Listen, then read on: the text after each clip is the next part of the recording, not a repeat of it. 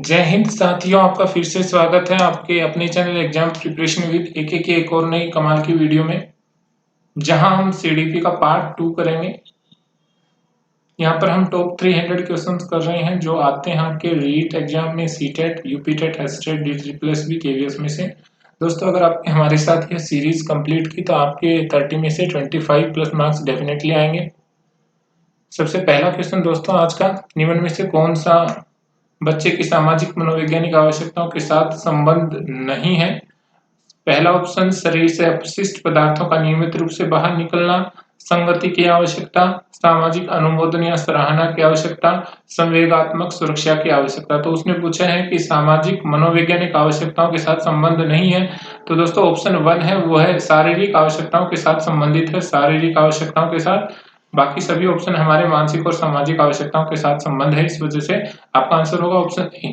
Second question देखिए दोस्तों, निम्न में से किस अवस्था में बच्चे अपने समवयस्क समूह के सक्रिय सदस्य बन जाते हैं? अगर यहाँ पर सक्रिय शब्द नहीं आता तो आपका आंसर बाल्य अवस्था हो सकता था, लेकिन यहाँ पर आया कि सक्रिय सदस्य बन जाते हैं समवयस्क समूह के, तो वह अवस्था होती है दोस्तों किशोर अवस्था की, जहां पर बच्चे अपने समूह के लिए कोई भी काम कर देते हैं।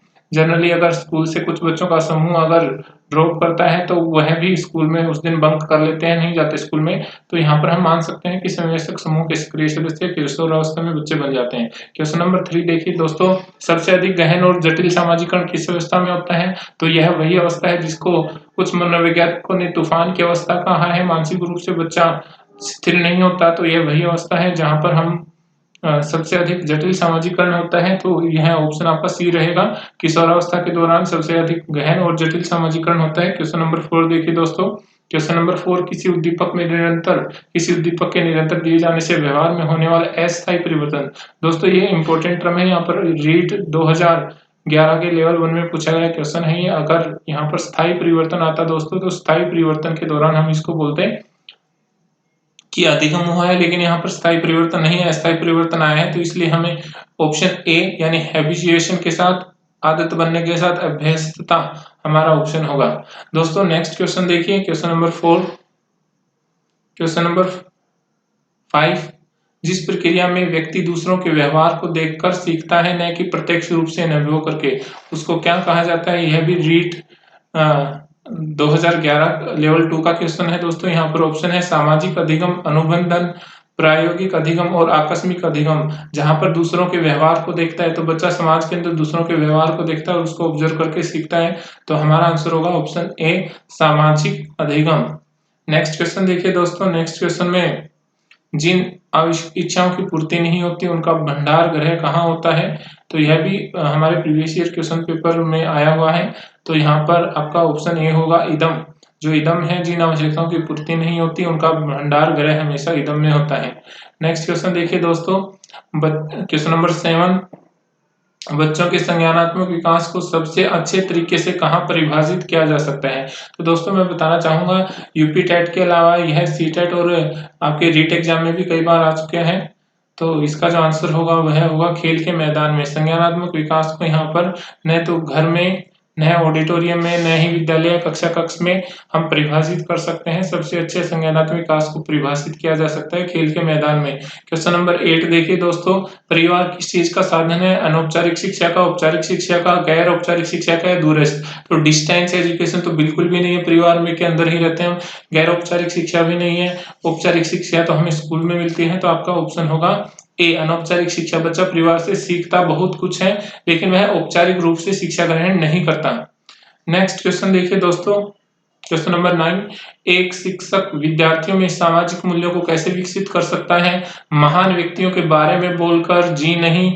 महान व्यक्तियों के बारे में अगर बोलकर बच्चे महान या सामाजिक मूल्यों का विकास होता, तो कितने सारे निबंध महात्मा गांधी, जवाहरलाल नेहरू और बहुत दूसरे महान व्यक्तियों के बारे में बोले जाते हैं। ऑप्शन बी, अनुशासन की अनुभूति को विकसित करके? जी नहीं। आदर्श रूप में व्यवहार करके? ऑप्शन डी है, उन्हें अच्छी कहानियां सुनाकर।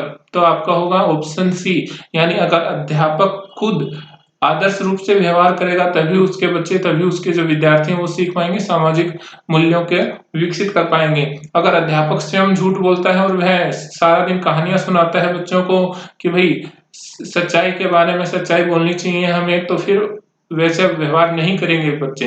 तो आदर्श रूप में अगर शिक्षक खुद व्यवहार करता है तो डेफिनेटली उसके विद्यार्थियों में सामाजिक गुणों का विकास होगा। नेक्स्ट क्वेश्चन देखिए दोस्तों, क्वेश्चन नंबर 10, बच्चों में संवेगात्मक समायोजन प्रभावी होता है। तो बच्चों में संवेगात्मक समायोजन कहाँ प्रभावित होता है या प्रभावी होता है? व्यक्तित्व निर्माण में। डेफिनेटली जिस बच्चे का संवेगात्मक समायोजन अच्छा है उसका व्यक्तित्व निर्माण अच्छा होगा, कक्षा शिक्षण में भी वह अच्छी तरह से बिहेव करेगा और अनुशासन में। तो आपका आंसर होगा यहाँ पर ऑप्शन डी। दोस्तों यहाँ पर जितने भी क्वेश्चन हमने करवाए हैं वो कहीं ना कहीं किसी एग्जाम में 1 या 2 बार से ज्यादा पूछे गए हैं, तो काफी इंपॉर्टेंट हो जाते हैं आने वाले रीट परीक्षा के लिए, यूपी टेट के लिए और सी टेट के लिए। नेक्स्ट क्वेश्चन देखिए दोस्तों, असंगठित घर से आने वाला बच्चा सबसे अधिक कठिनाई अनुभव करेगा। तो असंगठित घर से आने वाला बच्चा सबसे अधिक कठिनाई अनुभव करेगा।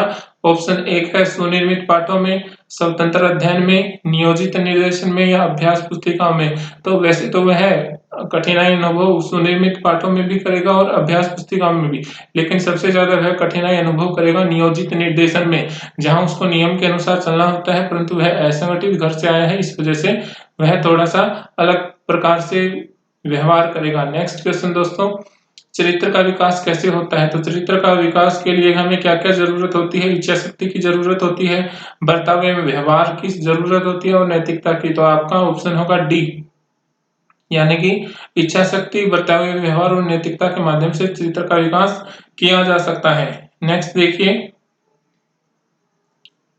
बालिका शिक्षा को महत्व देना उचित है, इसका कारण बताएं। तो बालिका शिक्षा को महत्व क्यों दिया जाता है? यहाँ पर देखिए, बालिकाएं बालकों से अधिक बुद्धिमती हैं, बालिकाएं बालकों से अल्पसंख्यक हैं, अतीत में बालिकाओं को बुरी तरह से विभेदित किया जाता था। तो यहाँ पर हमें ऑप्शन बताना है इसका कि कौन सा ऑप्शन सही होगा दोस्तों।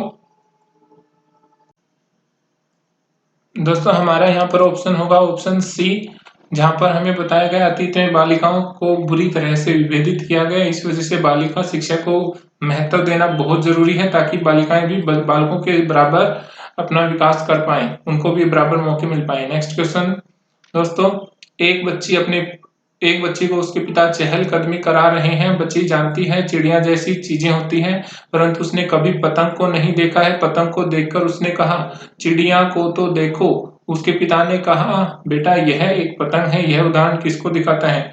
तो दोस्तों यह उदाहरण सम्मिलन को दिखाता है, यानी उसका जो ऑलरेडी उसका जो स्कीमा बना हुआ था उसने सम्मिलित कर लिया इस बात को कि यह एक पतंग है। नेक्स्ट क्वेश्चन, सामाजिक अधिगम आरंभ होता है। सामाजिक अधिगम कहाँ से आरंभ होता है?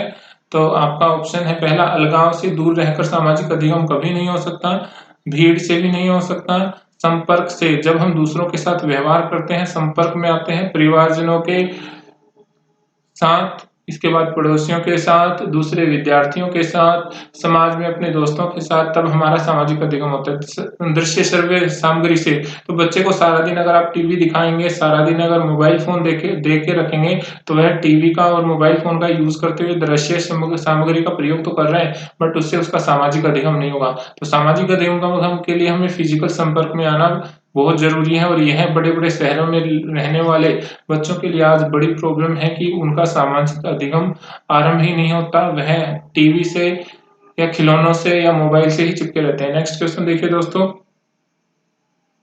नेक्स्ट क्वेश्चन, तो नेक्स्ट क्वेश्चन करने से पहले दोस्तों अगर आपको यह हमारा वीडियो, हमारी यह पहल अगर आपको अच्छी लगी हो तो आप इस वीडियो को लाइक जरूर करें, हमारे चैनल को सब्सक्राइब करें, बेल के आइकन को दबाएं ताकि फ्यूचर में हमारे चैनल के नोटिफिकेशन आपको मिल सकें। दोस्तों टीचिंग एग्जाम से रिलेटेड वीडियोस हम इस चैनल पर लेकर आते रहेंगे ताकि आप भी डीएसएसपी, केवीएस, राजस्थान, दिल्ली, हरियाणा कहीं ना कहीं एक टीचर की पोस्ट पर नियुक्त हो सकें। नेक्स्ट क्वेश्चन देखिए दोस्तों, नेक्स्ट क्वेश्चन है राज्य स्तर की एकल गायन प्रतियोगिता के लिए विद्यार्थियों को तैयार करते समय एक विद्यालय लड़कियों को वरीयता देता है। तो लड़कियों को अगर वरीयता देता है एकल गायन प्रतियोगिता के दौरान, तो यह क्या दिखाता है? यह परियोजनात्मक उपागम को दिखाता है, यह प्रगतिशील चिंतन को दिखाता है, या लैंगिक पूर्वाग्रह को दिखाता है, या आपकी वैश्विक प्रवृत्तियों को दिखाता है? इसका हमें आंसर बताना है। तो दोस्तों देखिए यहाँ पर उन्होंने सिर्फ लड़कियों को इस तरफ उनका महत्व क्या है कि एकल गायन प्रतियोगिता में सिर्फ लड़कियां ही भाग लेंगी, तो यह लैंगिक पूर्वाग्रह को दर्शाता है। क्वेश्चन नंबर 17 देखिए दोस्तों, शिक्षा के संदर्भ में सामाजिकरण से क्या तात्पर्य है? ऑप्शन एक अगर हम देखें, समाज में बड़ों का सम्मान करना, सामाजिक वातावरण के अनुकूलन और समायोजन, सामाजिक मापदंडों का सदैव अनुपालन करना, अपने सामाजिक मापदंड बनाना। तो आपका ऑप्शन डी गलत है। इसके बाद आपका ऑप्शन ए भी गलत है। सामाजिक मापदंडों का सदैव अनुपालन नहीं कर सकते हम, हमें खुद को समायोजित करना है और सामाजिक वातावरण के अनुसार अनुकूलित करना है। कई बार सामाजिक नियमों का हमें विरोध भी करना पड़ता है और नए मापदंड हमें तय करने पड़ते हैं। तो आपका ऑप्शन डी सही होगा। शिक्षा के संदर्भ में सामाजिक वातावरण से तात्पर्य सामाजिक वातावरण में अनुकूलन और समायोजन से है। क्वेश्चन नंबर 18 देखिए दोस्तों, छोटे शिक्षार्थियों को कक्षा कक्ष में समवयस्कों के साथ अंतरक्रिया करने के लिए प्रोत्साहित करना चाहिए। क्यों प्रोत्साहित करना चाहिए? तो जब बच्चे छोटे होते हैं तो उनमें सामाजिक कौशलों का विकास नहीं होता, उस समय पर उसके पास सिर्फ और सिर्फ उसका परिवार होता है। तो परिवार के अलावा भी अगर उसका सामाजिक विकास करना है, उसके अंदर हमें सामाजिक कौशलों का विकास करना है, निर्माण करना है कि बेटा समाज में कैसे रहते हैं, दूसरों के साथ कैसे व्यवहार करते हैं, किस प्रकार के हमें दोस्त बनाने चाहिए, वह सारी चीजें सिखाने के लिए हमें अंतरक्रिया को प्रोत्साहित करना चाहिए। तो यहाँ पर आपका ऑप्शन होगा बी, वे पढ़ने के दौरान सामाजिक कौशल भी सीख सकें, इसलिए उनको ऐसी एक्टिविटीज ऐसे टास्क दिए जाते हैं। क्वेश्चन नंबर 19 देखिए दोस्तों, सहयोगी अधिगम में अधिक उम्र के प्रवीण विद्यार्थियों छोटे और कम निपुण विद्यार्थियों की मदद करते हैं। इसको क्या कहते हैं या इससे क्या हमें रिजल्ट मिलता है? तो इससे हमें रिजल्ट देखते हैं क्या मिलता है। गहन प्रतियोगिता होती है, जी नहीं। उच्च नैतिक विकास होता है, समूह में द्वंद्व होता है, उच्च उपलब्धि और आत्मविश्वास विकसित होता है। तो आपका ऑप्शन डी सही है, उच्च उपलब्धि होती है और आत्मविश्वास भी विकसित होता है। क्वेश्चन नंबर 20, व्यवहार का करना किस क्षेत्र में आता है? तो देखिए, सीखने के गतिक या कॉग्निटिव क्षेत्र के अंदर, सीखने के मनोवैज्ञानिक क्षेत्र के अंदर, सीखने के संज्ञानात्मक क्षेत्र के अंदर, सीखने के भावनात्मक क्षेत्र के अंदर। तो आपका ऑप्शन सी सही होगा दोस्तों, सीखने के संज्ञानात्मक क्षेत्र के अंतर्गत।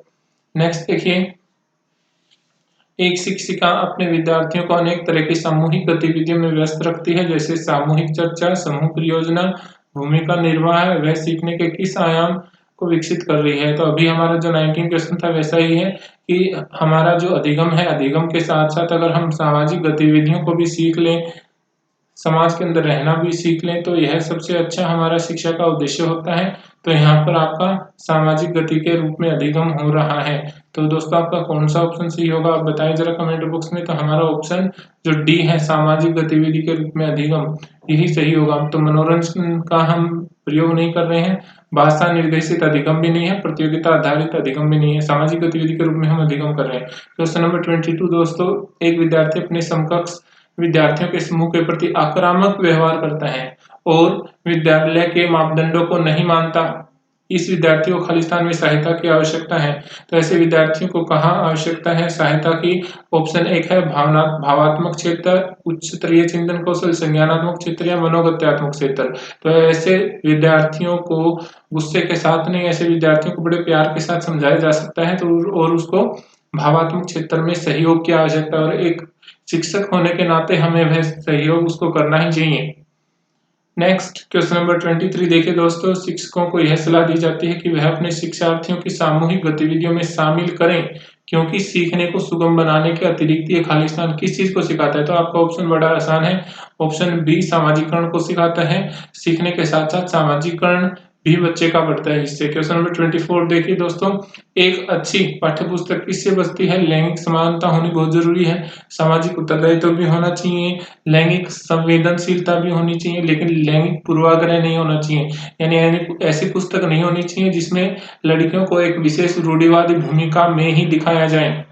तो यह क्वेश्चन बहुत बार रिपीट होता है कई सारे टेट एग्जाम में। क्वेश्चन नंबर 25 देखिए दोस्तों, सामाजिकरण का क्या अर्थ है? सामाजिक मानदंडों का कठोर रूप से पालन करना, समाज में समायोजित होना, सामाजिक मानदंडों के विरुद्ध विद्रोह करना या सामाजिक विविधता को समझना। तो क्वेश्चन नंबर 25 का जो आपका जो आंसर है वो है बी, समाज में हमें खुद को समायोजित करना है और समाज के अनुकूल बनना है। नेक्स्ट क्वेश्चन देखिए दोस्तों, क्वेश्चन नंबर 26। क्वेश्चन नंबर 26, विचार न केवल भाषा को निर्धारित करते हैं बल्कि उसे आगे भी बढ़ाते हैं।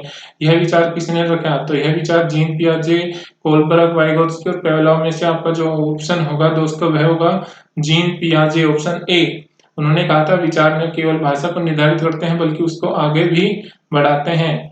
तो यहाँ पर अगर भाषा पर जोर होता है दोस्तों तो आपका ऑप्शन आएगा कोलबर्ग में, और अगर विचार पर ज्यादा जोर होता है तो आपका ऑप्शन आएगा पियाजे में। ये हमेशा ध्यान रखना है। क्वेश्चन नंबर 27, भाषा में अर्थ की सबसे छोटी इकाई को क्या कहते हैं? ऑप्शन ए है संकेत प्रयोग विज्ञान, ऑप्शन बी है वाक्यम, ऑप्शन सी है रूपिंग और ऑप्शन डी है साउंडिंग। तो आपका जो ऑप्शन होगा वह होगा ऑप्शन सी, रूपिंग भाषा के अंदर अर्थ की सबसे छोटी इकाई है। नेक्स्ट क्वेश्चन दोस्तों, क्वेश्चन नंबर 28, विद्यालय में लिंग भेदभाव से बचने का सर्वोत्तम तरीका क्या हो सकता है? विद्यालय में लिंग भेदभाव को दूर करने के लिए नियम बनाना और कड़ाई से उसका पालन करना। ऑप्शन बी, संगीत प्रतियोगिता के लिए लड़कियों की अपेक्षा अधिक लड़कों का चयन करना। जी नहीं, शिक्षकों द्वारा उनके लिंग पक्षपातपूर्ण व्यवहारों का अधिज्ञान। ऑप्शन डी, पुरुष एवं महिला शिक्षकों की समान भर्ती होना। तो दोस्तों यहाँ पर सबसे ज्यादा जो इम्पोर्टेंट जो हम अप्लाई कर सकते हैं वह आपको ऑप्शन सी, शिक्षकों को लिंग पक्षपातपूर्ण व्यवहारों का अधिज्ञान होना चाहिए और उनको यह भी पता होना चाहिए कि अगर हम लैंगिक पूर्वाग्रह से ग्रसित होंगे तो उससे हमारी शिक्षा का विकास नहीं होगा। तो उनको इस बारे में अधिक संज्ञान होना बहुत ज्यादा जरूरी है। नेक्स्ट क्वेश्चन 29, मोनिका जो गणित की शिक्षिका है राधिका से एक प्रश्न पूछती है। राधिका से कोई उत्तर न मिलने पर वह तुरंत मोहन से दूसरा प्रश्न पूछती है। जब उसे महसूस होता है कि मोहन उत्तर बताने में संघर्ष कर रहा है तो वह अपने प्रश्न के शब्दों को बदलती है। मोनिका की यह प्रवृत्ति किस चीज को प्रदर्शित करती है? देखिए यहाँ पर क्या बताया, जब राधिका ने उससे पूछा, राधिका से उसने क्वेश्चन पूछा, राधिका ने आंसर नहीं दिया तो उसने कहा बेटा तू बैठ जा। इसके बाद जब लड़के से जब उसने पूछा क्वेश्चन और लड़का जब उस आंसर को नहीं बता पाया तो उसने उसी को आसान भाषा में करके सिखाया। यानी कि लड़के के लिए तो आसान भाषा उपलब्ध है उसके पास, लेकिन लड़की के लिए आसान भाषा उपलब्ध नहीं है। डेफिनेटली वह लैंगिक पक्षपात व्यवहार कर रही है। तो हमारा जो ऑप्शन है देखिए क्या होगा, मोहन का पक्ष लेकर लिंग भूमिका में रूढ़िबद्धता को बढ़ावा दे रही है, बिल्कुल दे रही है। राधिका को किसी उलझन की स्थिति में नहीं डालना चाह रही, जी नहीं, यह ऑप्शन नहीं है। इस तथ्य से पूर्णतः परिचित है कि राधिका सवालों के जवाब देने योग्य नहीं, जी नहीं, राधिका योग्य है अगर उसको सिखाया जाए आसान भाषा में। अपने सवाल के प्रति थोड़ा सा घबरा गई नहीं जी। तो आपका जो ऑप्शन होगा ऑप्शन ए सही है। तो एक शिक्षक के तौर पर हमें कभी भी ऐसे लिंग भूमिकाओं की रूढ़िबद्धता को बढ़ावा नहीं देना चाहिए। और दोस्तों ऐसा बहुत बार होता है कि अगर क्लास में कोई उसका फेवरेट स्टूडेंट है अध्यापक का तो उसके लिए वह आसान भाषा में उस क्वेश्चन को उपलब्ध कराएगा, लेकिन कुछ बच्चे जिनको है अधिगम निर्योग्य समझता है तो उनके लिए थोड़ा सा ऐसा ही व्यवहार करेगा। तो इस प्रकार का व्यवहार अध्यापक के लिए बिल्कुल भी शोभा नहीं देता। क्वेश्चन नंबर 30 देखिए, नर्सरी कक्षा में शुरुआत करने के लिए कौन सी विषय वस्तु सबसे अच्छी है? तो नर्सरी कक्षा में कभी भी हम शुरुआत करेंगे तो हमेशा बच्चे के बारे में पूछेंगे। इसको हम SRP भी बोलते हैं, स्कूल रेडीनेस प्रोग्राम। स्कूल के लिए बच्चे को तैयार करना, तो उसके लिए हमेशा बच्चे के मम्मी पापा दादा दादी के नाम से शुरुआत करना चाहिए। तो उसके लिए सबसे अच्छा थीम रहेगा मेरा परिवार। तो दोस्तों यहाँ तक हमने इस वीडियो में सीखा टॉप जो आपके 30 क्वेश्चन थे सामाजिक कर्ण से संबंधित वो हमने सीखे। दोस्तों अगर आपने यहाँ तक वीडियो देखा आपका बहुत बहुत धन्यवाद। चैनल को सब्सक्राइब कीजिए, वीडियो अच्छा लगा तो वीडियो को लाइक कीजिए और शेयर कीजिए। Thank you.